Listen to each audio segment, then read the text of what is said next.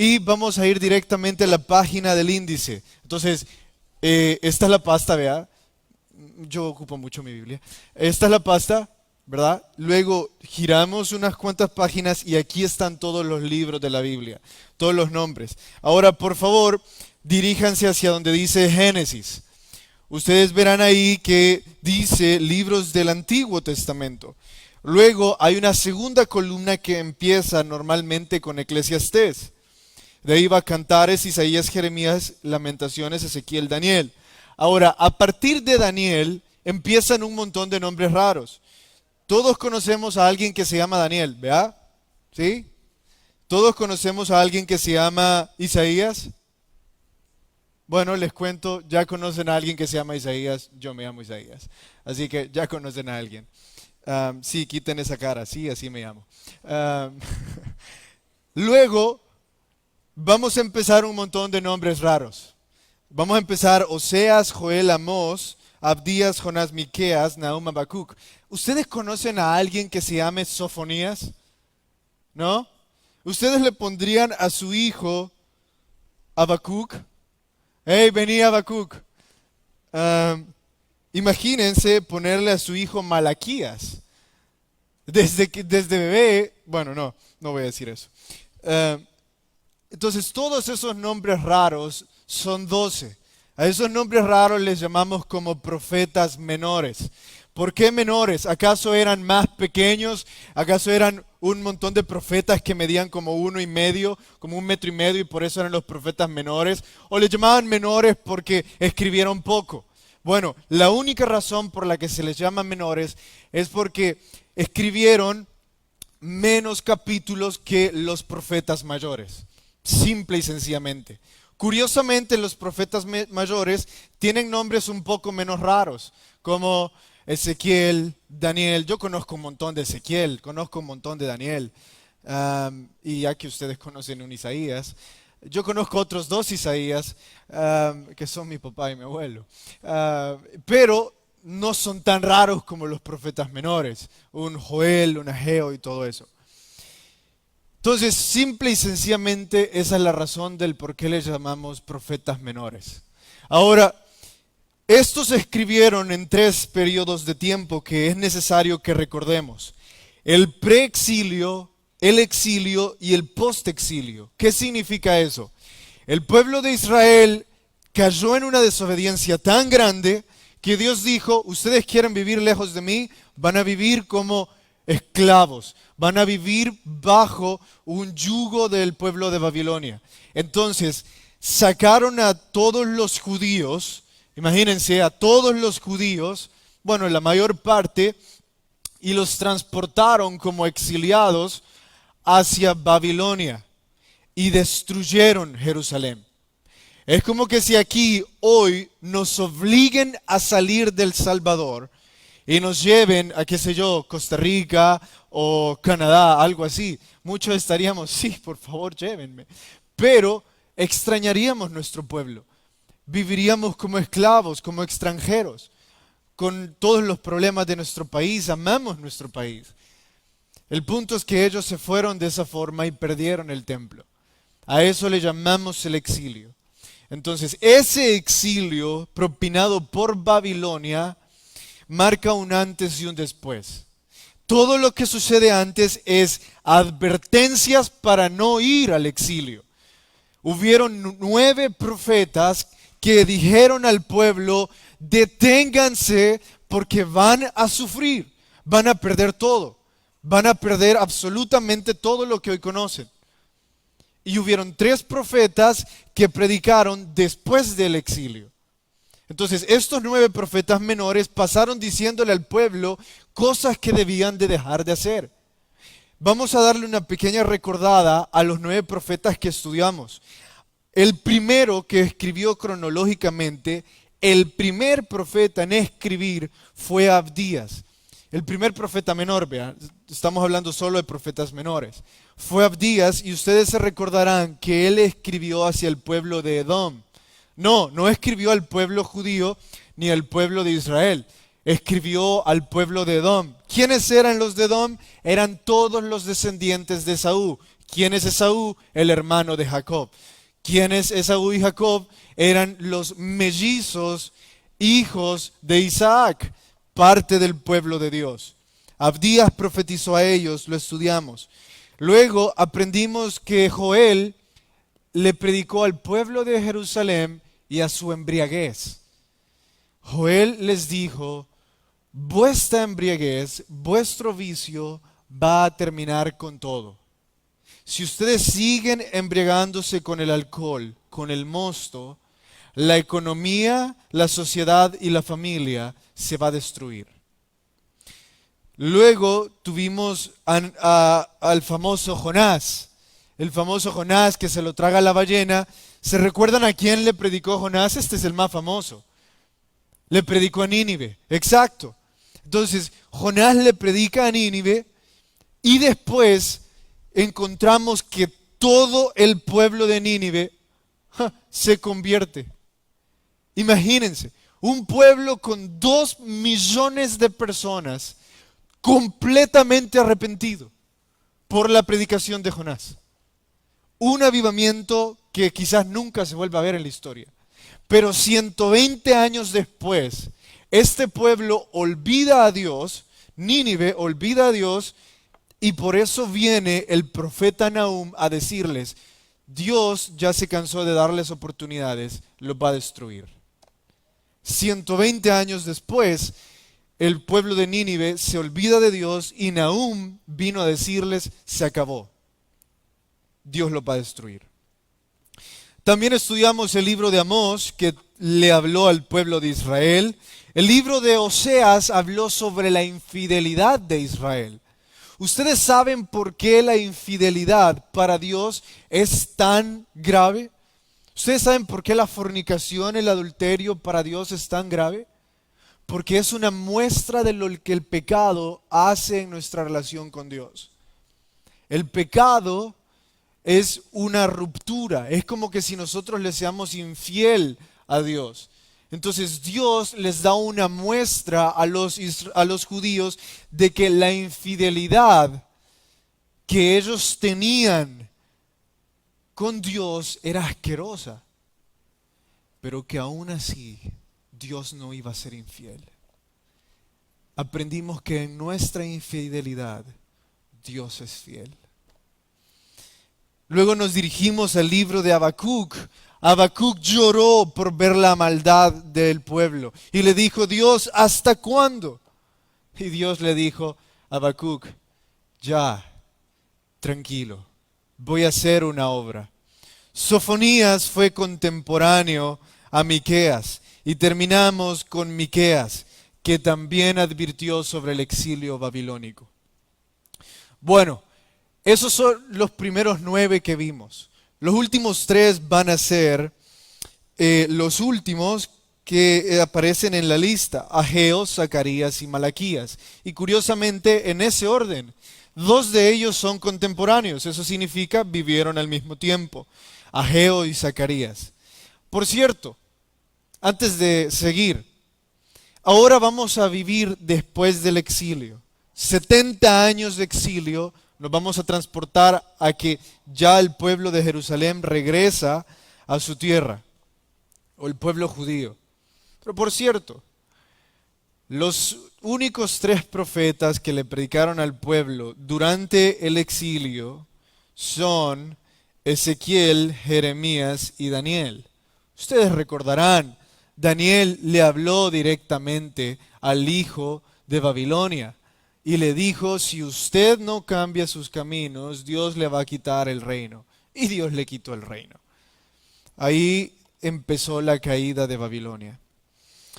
Bueno, vayamos al primer libro que vamos a estudiar de los últimos profetas menores. El libro de Ageo. Vayan con sus Biblias, por favor, hacia el libro de Ageo. Que se escuchen las páginas girando. Eso, así. El libro de Ageo. Se deben de escuchar girando porque me imagino que les va a costar encontrarlo, pero como acaban de estar en el índice, pueden guiarse a través del índice.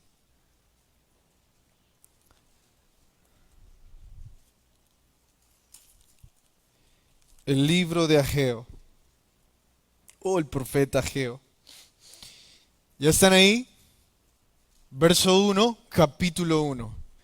En el año segundo del rey Darío, en el mes sexto, en el primer día del mes, vino palabra de Jehová por medio del profeta Ageo a Zorobabel, hijo de Salatiel, gobernador de Judá, y a Josué, hijo de Josadac, sumo sacerdote, diciendo: paren ahí. Vamos a quedarnos hasta ahí porque hay que conocer a Ageo. Ageo fue un profeta. Este se encargó de animar al pueblo a regresar a reconstruir el templo. Entonces, como el templo es lo primordial de este libro, tenemos que detenernos y hablar sobre el templo. El templo de Salomón ocupó la mitad del oro existente en esa época. Escúchenme. El primer templo, o sea, el templo que construyó Salomón, que Dios le dijo a David: no lo va a construir usted, lo va a hacer su hijo. Escúchenme. Tenía la mitad del oro del mundo. Escúchenme. Si ustedes piensan ahorita, ¿cuántos millones de dólares de oro hay en el mundo? Bueno, habrá quizás unos 5 billones. Es una cifra, no estoy diciendo que es así. El templo de Salomón tenía 2.5 billones de dólares en oro adentro. Salomón puso oro en los lugares menos lógicos. Salomón puso oro incluso en las manijas de las puertas. Bañó de oro algunas alfombras. Puso oro en algunas columnas. Y si fuera poco, todo el oro que usó, también tenía tenedores de oro, tenía todo tipo de artículos pequeños de oro. Y si fuera poco, mandó traer de la mejor madera del mundo para construir aquellas pequeñeces que no se podían moldear como la madera o que no eran tan resistentes como la madera. ¿Por qué hizo Salomón eso? Porque Salomón quería mostrar que adentro de ese lugar habitaba un Dios majestuoso.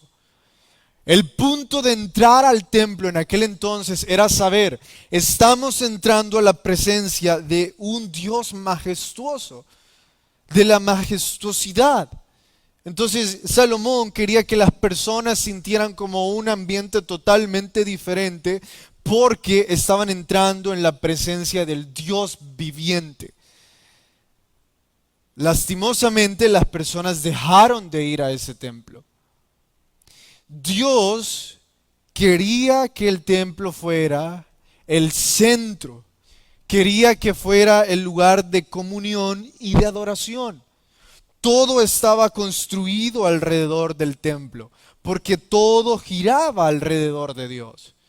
Pero pronto cambió. Dios ya no era el centro de ellos, era el periférico. Dios no estaba al centro, estaba alrededor. Estaba cuando ellos tenían tiempo. Entonces perdieron el templo.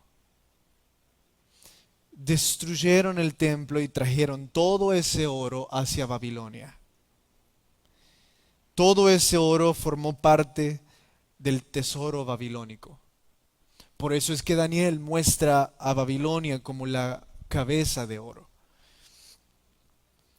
Ahora, 70 años después, los judíos están felices por regresar a Babilonia, de Babilonia hacia Jerusalén.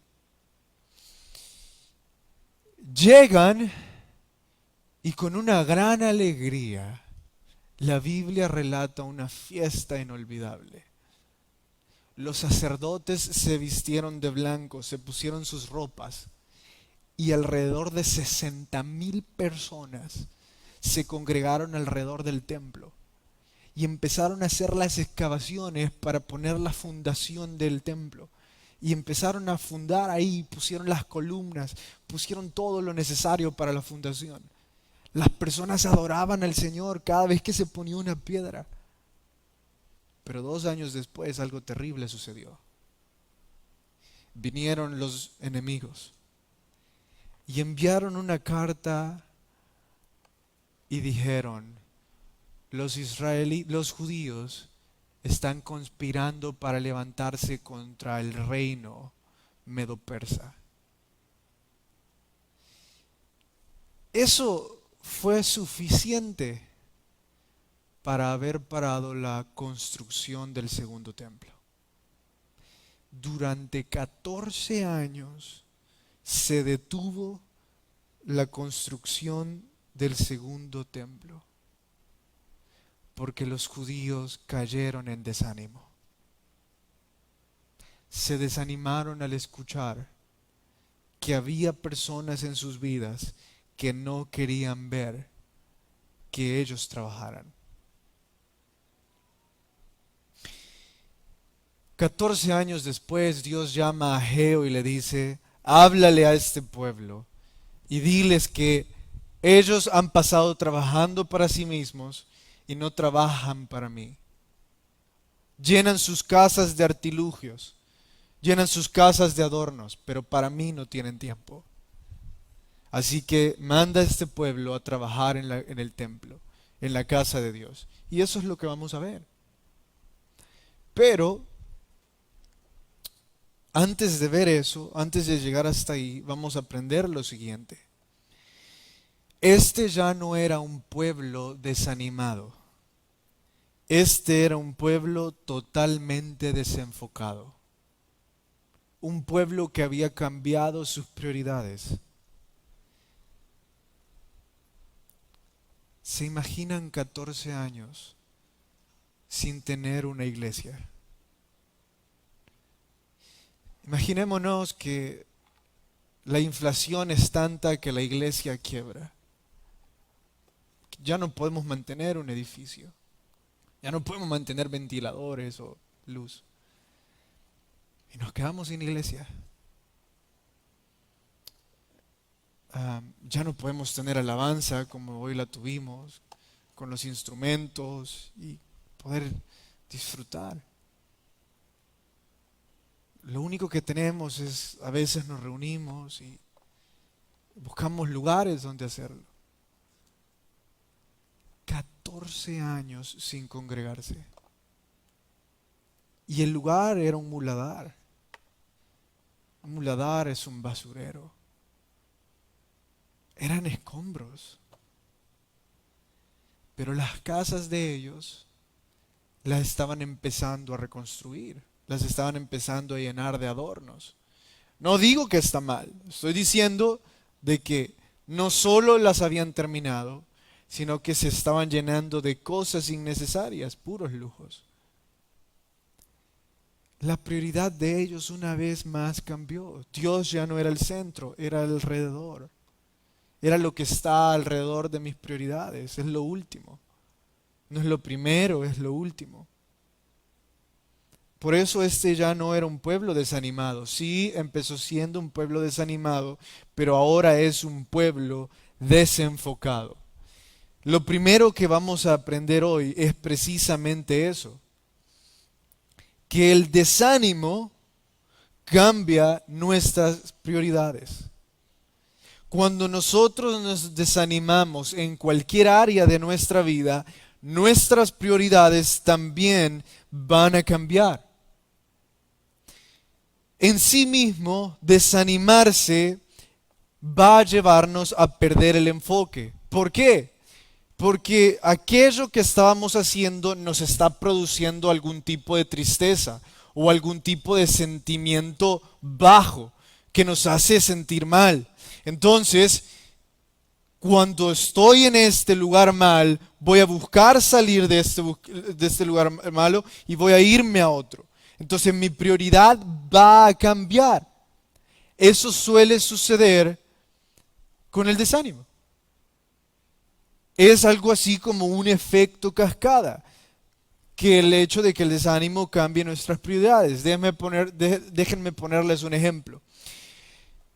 Cuando ustedes estaban estudiando matemáticas, ustedes empezaron con un gran ánimo. Dijeron, hoy voy a hacer las cosas bien, voy a ser un estudiante responsable, así que voy a abrir el cuaderno. Y abrimos las notas de la primera clase, ¿verdad? O abrimos el libro y leímos, x más x es 2x. Y dijimos, hey, ya entendí, voy bien, entendí esa parte. Después vimos 2x al cuadrado menos 5x al cubo. ¿Y qué pensaron cuando vieron eso? Desánimo. Dijeron, lo primero lo entendí, lo segundo ya no.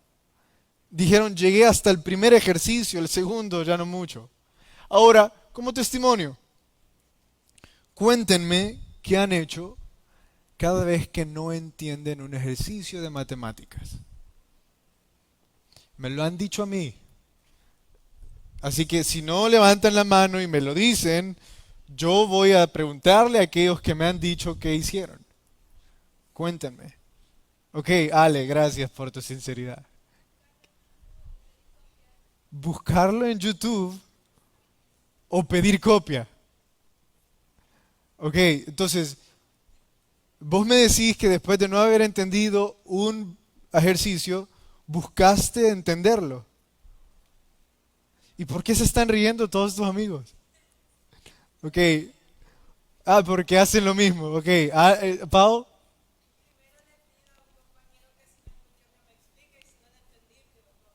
Si no lo entendí, pido copia. ¿Alguien más? Vamos, levántenme la mano. Hermana del Dine.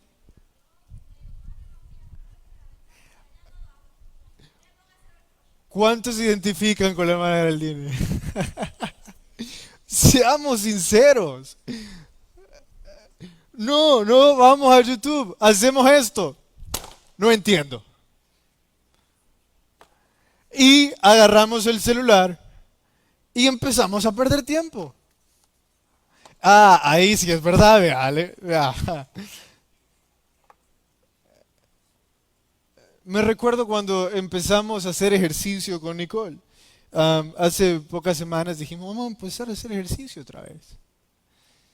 No, dijimos en enero empezamos.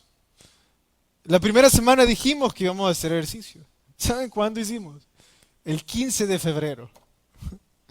Pasamos un mes y medio. Porque cada vez que íbamos a hacer ejercicio nos sentíamos cansados. Entonces nos desanimábamos y decíamos, mañana. Y pasamos un mes y medio diciendo, mañana. Nos desanimamos. Cuando vamos a trabajar, ¿cuántos se despiertan a las 5 de la mañana o a las 4:30 los que vamos a trabajar? Y decimos, gracias Dios, porque me puedo despertar tan temprano. ¿A qué horas te levantás, Helen? A las 3:30. Por eso se ríe así. Y nos desanimamos. Hay tanto desánimo en tantas áreas de nuestra vida. Y cuando el desánimo logra hacer nido en nuestra mente, cambia nuestras prioridades. Cuando el desánimo anidó en nuestra mente, nos dijo, no es necesario estudiar. El caso de factoreo, nunca lo vas a usar en tu vida. No es necesario hacer ejercicio. Podés vivir saludable sin hacer ejercicio. Podés vivir sin trabajar. O como cambia nuestro enfoque, vamos a empezar a pensar, bueno, andamos tan cansados de todo lo que trabajamos que vamos a andar viendo cuándo descansamos. Ese va a ser el único enfoque en mi vida. Como vivo cansado, voy a buscar cuándo descanso. Y voy a olvidarme de todas las otras cosas que la vida es. Cambio de prioridades, cambio de enfoque. El desánimo anidó y nos cambió prioridades, nos cambió enfoque, nos desenfocó. Acabó con un montón de áreas en nuestra vida. Y todo lo que deseábamos ya no se va a hacer. Tengan mucho cuidado con anidar el desánimo en sus mentes. ¿Cuál es la cura? Mientras estaba estudiando la introducción a este libro, también estaba estudiando a la par el libro de Josué, porque ese en el que estamos en el club de lectura. ¿Saben que pasé 1 hora leyendo el capítulo 1 del libro de Josué? Pasé 1 hora porque el Señor me estaba hablando tanto que incluso en un verso pasé como 10 minutos leyéndolo y leyéndolo y leyéndolo. Y meditándolo y queriendo saber qué es lo que ahí hay. Entonces encontré la cura para el desánimo. Vayan a Josué capítulo 1, porfa. Si ustedes tienen su Biblia ahí, vayan a Josué capítulo 1. Si les cuesta encontrarlo, yo se los leo. Pero si es su Biblia, búsquenlo y ocupen su lapicero porque es bastante importante. ¿Saben que 4 veces Dios le dijo a Josué, esfuérzate y sé valiente? Algo así como, ánimo Josué, ten ánimo. 4 veces se lo dijo en el verso 6, en el verso 7 y en el verso 9. Y se lo volvió a decir al pueblo en el verso 18. 4 veces le dijeron a Josué, esfuérzate y sé valiente. Lo primero, en el verso 6, miren lo que pasa. Esfuérzate y sé valiente porque tú repartirás a este pueblo por heredad. Paren ahí. Primer ánimo que le da Dios a Josué. Escúchenme. Tienes un propósito. Tienes algo que hacer. Ya hablamos de esto en la mayor parte de Hechos, así que no le vamos a dar más vueltas sobre los propósitos y sobre nuestras metas. Entonces Dios le pone un propósito a Josué. Vayan ahora hacia el verso 7. Le dice cómo va a cumplir ese propósito. Solamente esfuérzate, y otra vez sé muy valiente, para cuidar de hacer conforme a toda la ley. Y lo desarrolla en el verso 8. Nunca se apartará de tu boca este libro de la ley. Paren ahí. ¿Cómo me mantengo animado cumpliendo mi propósito? Dios le dijo a Josué cuál era la única forma de mantenerse animado cumpliendo su propósito. De mantenerse esforzado y valiente. Lean otra vez y díganme cómo.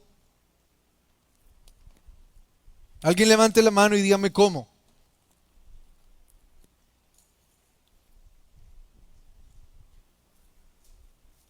A ver, Corado.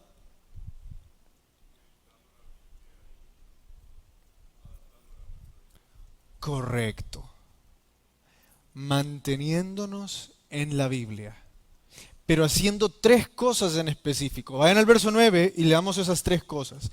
¿Qué significa nunca se apartará de tu boca este libro de la ley? Significa 3 cosas. Primero, meditarlas de día y de noche. Segundo, guardarlas. Y tercero, hacerlo.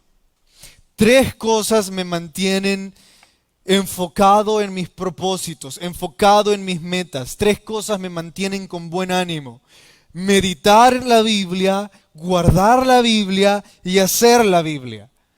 Vivirla, no solo meditarla y guardarla, también hacerla. Ahora, ¿qué significa meditarla?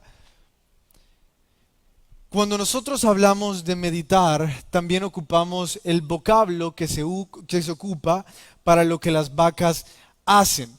Las vacas se han fijado que mastican y mastican el pasto. ¿Se han fijado en que hacen eso? Y así pasan todo el día.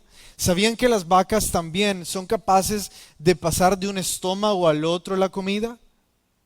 Bueno, algo así es lo que meditar es tener en nuestra mente una cosa y seguirla pensando y pensando y pensando, verla de diferentes formas, darle un enfoque diferente o darle una perspectiva diferente. Pensar, bueno, ¿por qué escribió esto? ¿A quién se lo estaba escribiendo? ¿Qué estaba pasando? ¿Qué significa esta palabra? Ver la Biblia y no solo leerla como leeríamos cualquier historieta. No solo leerla como leemos algunas publicaciones de redes sociales, sino meditar en lo que significa. Piensen en algunas cosas que ustedes suelen leer y meditan. No vamos a hablar más de forma académica porque ya los estresé un poquito. Vamos a hablar sobre conversaciones.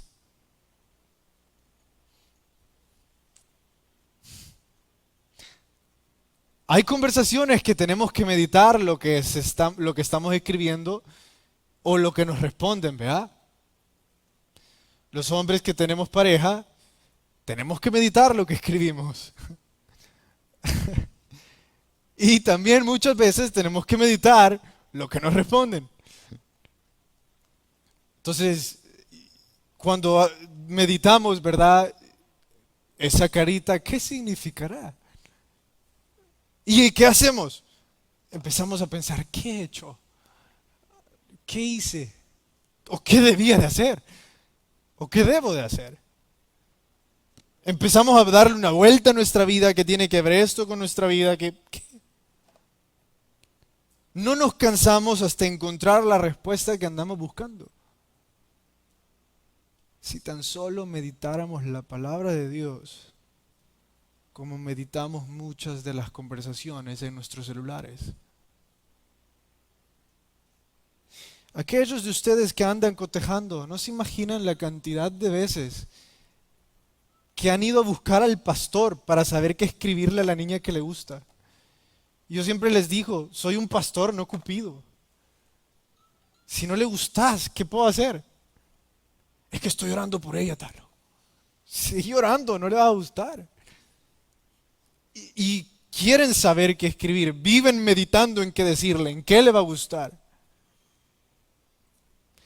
¿Qué pasaría si viviéramos meditando en qué quiere Dios para mí a través de ese verso? Debe de haber algo para mí. Uno de mis predicadores favoritos dice, usted debe de seguir leyendo la Biblia hasta que sucedan dos cosas. Uno, tenga convicción del pecado, o dos, cobre ánimo espiritualmente. Si usted termina de leer la Biblia y no ha sentido convicción en su vida de algo que ha hecho mal, o no se encuentra animado, usted debe de seguir leyendo la Biblia, debe de seguir meditando en la Biblia. Ahí vamos a encontrar el ánimo que necesitamos, pero no solo en meditarla, no solo en sentarnos y pensar al respecto, también en guardarla. Dos, ¿qué significa guardarla? Significa memorizarla. Significa escribirlo en una nota pequeña, significa hacer una imagen ahí en los editores de fotos o en los editores de imágenes y andarlo en mi celular. Si quieren ponerlo en sus historias, enhorabuena, pónganlo en sus historias o publíquenlo, enhorabuena. Pero memorizar palabra de Dios es imperativo para guardar el ánimo o para mantener el ánimo. ¿Por qué? Mejor es tener en nuestra mente la palabra de Dios que la palabra de este mundo. Nuestra mente tiene una capacidad limitada de retención. Entonces, los que jugamos videojuegos, tenemos una retención increíble para los videojuegos. O los que les gusta el fútbol para saber los nombres de tantas ligas. Y por eso muchas veces no tenemos espacio para las propiedades de las funciones trigonométricas. O no tenemos espacio para los temas que tenemos que estudiar o en el trabajo. Es limitado. Ahora bien, si ponemos en nuestra cabeza la Biblia, no va a haber espacio para las opiniones negativas ni pensamientos venenosos. Opiniones negativas van a tener por montones. Lo estudiamos en Hechos. Tanta gente les va a decir tanta basura. Y estudiamos en Hechos cómo Pablo se sacudió las opiniones de los demás. Hablamos sobre no dejar que el veneno anide en nuestra mente de malos pensamientos. Si nosotros estamos memorizando la Biblia, no va a haber espacio para malas opiniones o pensamientos venenosos. Si ustedes andan en las opiniones de la gente y andan pensamientos venenosos, déjenme recetarles, cual doctor al paciente, ustedes necesitan memorizar la Biblia. Ustedes andan esos pensamientos en la mente porque no memorizan la Biblia. Punto. Por último, hacer la Biblia. ¿Qué significa? Vivirla. No simplemente meditarla, memorizarla, sino vivirla. Ser obediente. Obedecer. Sé que la Biblia dice esto. Voy a obedecer. Cuando nosotros escogemos obedecer la Biblia, estamos escogiendo lo último del verso 9 del capítulo 1 de Josué. Verso 8, perdón. Vayan hasta la última parte del capítulo 1, verso 8. Porque entonces, ¿qué dice? Harás prosperar tu camino y todo te saldrá bien. Todo te saldrá bien. Elegir obedecer la Biblia no simplemente me hace un religioso, no simplemente me hace miembro de una congregación, no me hace mejor, hace que prosperen todos mis caminos y que todo me salga bien. Es una promesa. Porque elegir obedecer la Biblia es elegir que Dios cuide mi camino. Tenemos 3 cosas que vamos a practicar para evitar caer en desánimo. Meditar la Biblia, guardar la Biblia y hacer la Biblia. Porque yo sé que si llego a caer en el desánimo, voy a caer en desenfoque y voy a terminar arruinando todo lo que un día construí.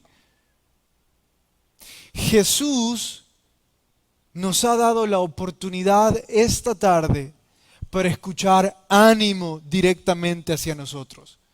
El hecho de que ustedes hayan venido este día acá es porque ustedes querían recobrar ánimo. Lo que hoy hemos hecho es meditar la Biblia, lo que hoy hemos hecho es guardarla, lo que hemos hecho es hacerla.